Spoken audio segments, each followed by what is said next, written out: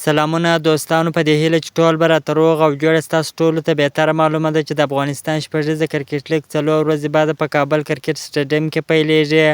په دغه لیګ کې 15 لوبډلې ګډون کوي چې امونینګان، بند امیر شماران، سپین غر پړانګان، بوس ساتونکي، میسینک اتلان به لوبې ترسره کوي. د افغانستان شلاوریزه شپږیزه کرکټ لیګ کې به مخکې 6 لوبډلو ګډون کوي، خو دا ځل د افغانستان کرکټ بورډ دغه لیګ ته 15 لوبډلې ور-اچولې دي، یعنې د کابل لوبډلې ته هېڅ چانس نه دی ورکړی. د کابل لوبډله د دغه لیګ څخه ایستلې ده. شپږیزه کرکټ لیګ سیالۍ به د اګست میاشتې پر 12مه نیټه پیل شي چې د همدې میاشتې تر 25مې نیټې په کابل کرکټ لوبغالي کې دوام ومومي. د امونینګانو لوبډلمشر عظمت الله عمرزی دی، د بند امیر لوبډلمشر بیا حشمت الله شهیدي دی، او داسې د سپین غر لوبډلمشر بیا رشید خان دی، د بوس ساتونکو لوبډلمشر بیا رحمت شاه زرمتی دی، او د میسینک لوبډلمشر بیا ابراهیم زدران دی. که تاسو هم غواړئ د کرکټ په اړه باندې تازه او مهمو معلومات څخه ځان خبر کړئ، زموږ پیج فالو چینل سبسکرایب کړئ. که دغه ویډیو په ټیک ټاک ګورئ، د ټیک ټاک آیډي هم درسره فالو کړئ. د نورو تازه معلوماتو لپاره زموږ سره اوسئ.